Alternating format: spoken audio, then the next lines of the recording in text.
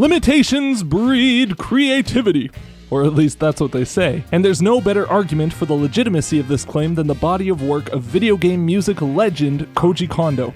Of course, he single-handedly composed the most beloved and memorable melodies in gaming history on extremely limited NES hardware, but even if we forget that and flash forward to the bright, shining future of 1998, we see Kondo putting out arguably his best work under strict creative restrictions. Sure, the N64 could handle more than 3 or even 8 notes playing at one time, and the samples were ridiculously realistic compared to what the SNES was capable of. So, what restrictions am I referring to? Simply put, the Ocarina. During the development of The Legend of Zelda, The Ocarina of Time, the team at Nintendo noticed that, while most RPGs of the era had players casting magic spells, the process of just picking a spell from a list in a menu wasn't very fun. They figured it would be more interesting to have players perform different melodies on a musical instrument to cast the spells. I have to say, they were right, and due to Miyamoto's affinity for world music and the fact that it just seemed really Zelda-esque, an ocarina was chosen as the game's featured instrument, and it fell to Kondo to create the melodies that the players would learn and perform in the game. This simple idea alone placed a number of restrictions on Koji Kondo's writing. The limited number of buttons available on the N64 controller meant that players would have just 5 notes to choose from when pulling out their ocarina, and Kondo had to construct 12 separate melodies from this same pool of 5 notes. The spells also had to be easy to remember, as players would need to input each of them several times throughout the game, and they needed to be distinct from one another, as the music needed to suit the character of each of the individual spells. Kondo mentions in an interview how difficult it was to compose pieces of different character with the same small pool of notes, but looking at it after the fact, it's clear that these restrictions pushed him to his highest level as a composer. The 5 notes in question are D, F, A, B, and D.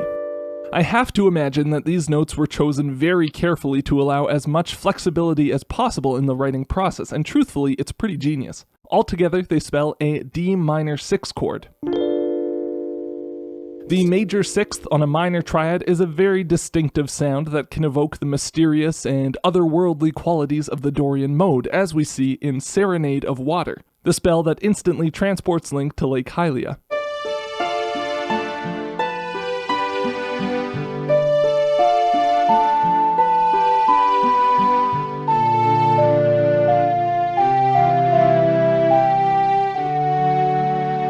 This is the sound we get running up each note of the chord, but the notes that Kondo chooses to leave out are just as important as the notes he leaves in.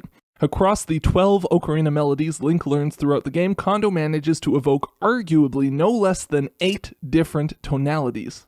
And these aren't just a matter of harmonizing a 1 or 2 note motif with chords from different keys. Kondo has always been a melody-first kind of composer, and these ocarina tunes are all strong, clear melodic statements that unambiguously evoke their tonal center.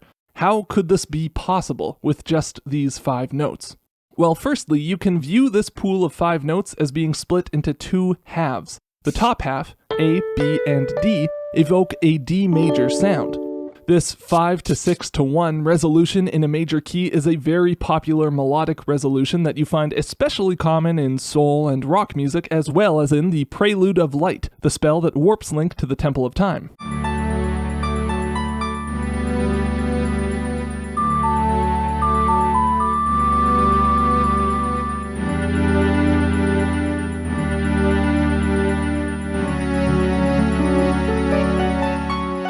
The bottom half of the ocarina notes, D, F, and A, spell out a D minor triad, which evokes a D minor sound, for obvious reasons. Requiem of Spirit, the spell used to warp Link to the Desert Colossus, showcases a dour minor sound very different from our previous example.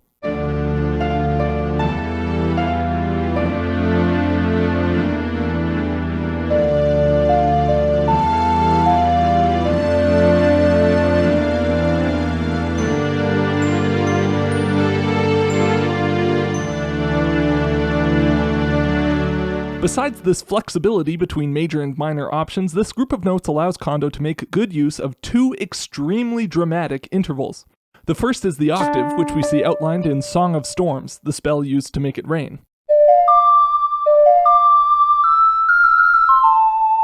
The other interval is the tritone found between F and B, which we hear outlined in Saria's song, the spell used to communicate with Link's childhood friend Saria.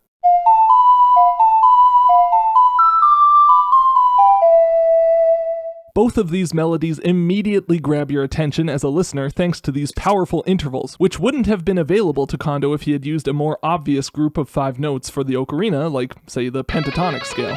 Thanks in part to these immediate melodic hooks, these last 2 examples are without a doubt 2 of the most iconic melodies in gaming, as they're used for the basis for the Windmill Hut and Lost Woods themes in the game. In fact, each of the main 6 ocarina spells you learn throughout the game are used as the basis for what ended up being some of the most iconic themes in video game history. Think about what pieces of music immediately come to mind when you mention Ocarina of Time. What are the most beloved and lasting themes? The Lost Woods, for sure, Song of Storms, Zelda's Lullaby, Lon Lon Ranch, the Temple of Time theme. All of these are based on ocarina melodies, and all of the core melodic ideas from these themes are constructed using this same group of 5 notes. I posit that the undeniable success of these themes is not in spite of, but rather because of the restrictions placed on Kondo when writing these core melodic ideas. The main 6 ocarina melodies conjure up spells that you'll use again and again throughout your adventure for various reasons, and players would likely get very annoyed if they had to pull up a menu to remember the right notes every time they wanted to call their horse or change it from day to night or so on. So it makes sense that Kondo would try to make these melodies as easy to remember as possible. To that end, these spells are each constructed out of a repeated 3-note motif, much easier to remember than a full 6-note long sequence.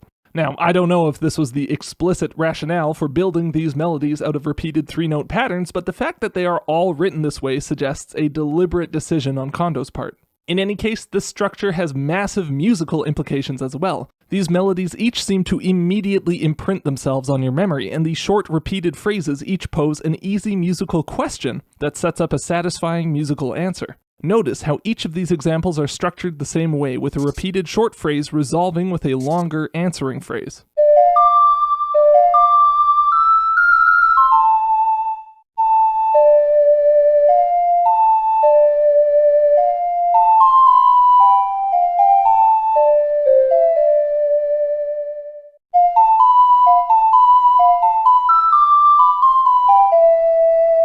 Like Saria's song, Zelda's Lullaby and Lon Lon Ranch both use the initial 3-note motif as a jumping-off point in the response, for an extra cohesive melodic phrase.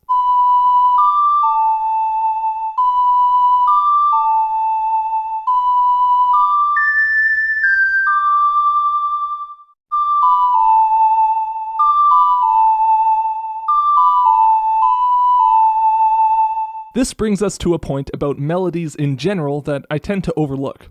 I'm very used to analyzing the arc of tension and resolution in a melody as a result of the choice of notes, whether a note fits in the home chord of the key, or whether it's a note that wants to resolve to another note in the key, or whatever. That stuff is certainly important, but perhaps of more primal importance is whether a melody goes up or down. Breaking these melodic phrases into question and answer halves, we see a clear pattern emerge. The melodic questions that feature an upward trajectory resolve by falling back down, and the questions that trend downward are answered by figures that move up in response. Check out the Song of Storms and Lost Wood themes, which both feature a dramatic rocket upward before falling back down with the same kind of resolving phrase.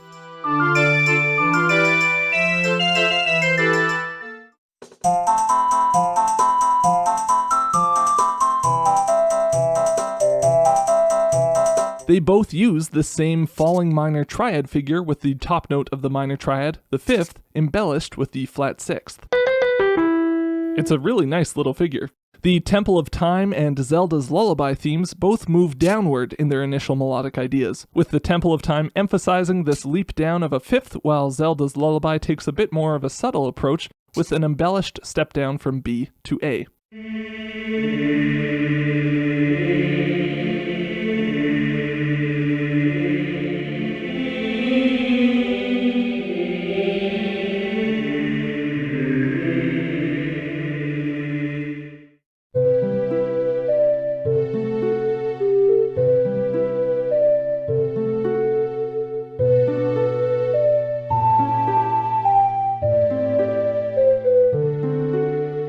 In both cases, the answering phrase leaps up dramatically in response, but it's interesting to note that after these leaps upward, both melodies use downward motion to actually resolve the phrase.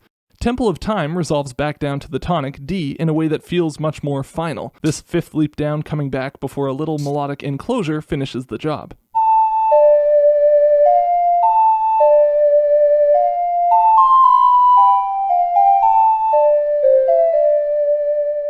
Whereas Zelda's Lullaby floats back down to the fifth, D in the key of G major, which sets the listener up to want to hear more.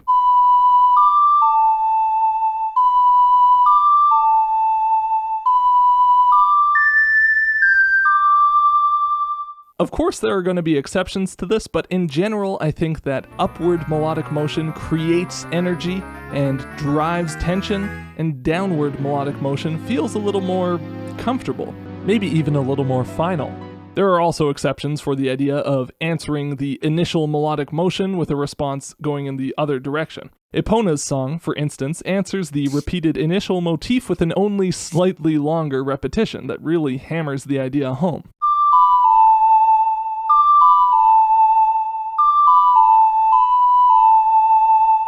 There are no upward leaps to counteract the downward motion of the main melodic idea here, but that's where we come to the most important part about how these melodies are constructed: the context. For all of these tunes, the musical decisions made fit perfectly in line with the context that the music exists in the first place. Epona's song is used as the theme for Lon Lon Ranch, the cozy little family-owned farm where you first meet Epona, and the music radiates this kind of down-home comfort, possibly in part due to the constant downward motion. Of course, we don't have any wild leaps or any dissonant intervals used here. This gentle downward slope fits the setting wonderfully.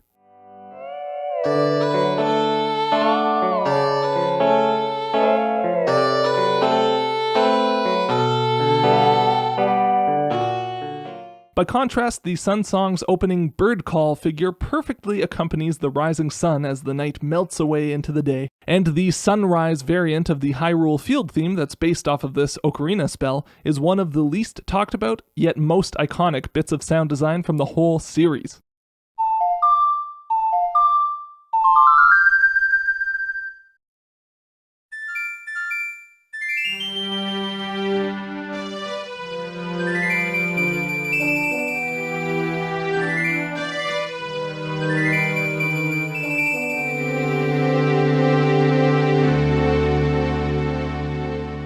The Lost Woods theme's basic motivic idea is extremely similar to that of Lon Lon Ranch. We have the same basic rhythm, range, and contour, but the reverse direction has the melody moving upwards instead of downwards. I think it's this upward motion that gives the melody this great feeling of lighthearted, youthful energy, while the outlined tritone interval I mentioned earlier injects just a little bit of danger. Altogether, this piece flawlessly captures the playful trickery of the Lost Woods and its resident delinquent Skull Kid.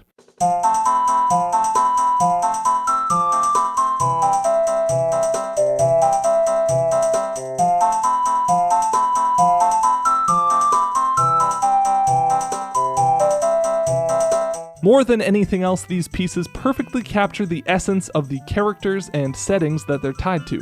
Whether it's the playfulness of the Lost Woods theme, or the coziness of Lon Lon Ranch, or the solemnity of the Temple of Time theme. I think in every single interview that I've read, Koji Kondo talks about working hard to make his music fit with the rhythm and tone of the game he's working on. It's clear that he prioritized enhancing the experience of playing the game above all else, and even though his themes are so memorable and dramatic and stand on their own so well, they never take away attention from what's important to the game. His music simultaneously stands on its own and elevates any game he works on, and that is what makes Koji Kondo the greatest game composer of all time. Thank you so much for watching this video. I hope you enjoyed it. If you'd like to support the channel, feel free to check out my Patreon here. $5 and up patrons get access to all the transcriptions that I make for every video, including all of the themes associated with these Ocarina melodies from Ocarina of Time. Thanks again for watching, and I'll see you all next time.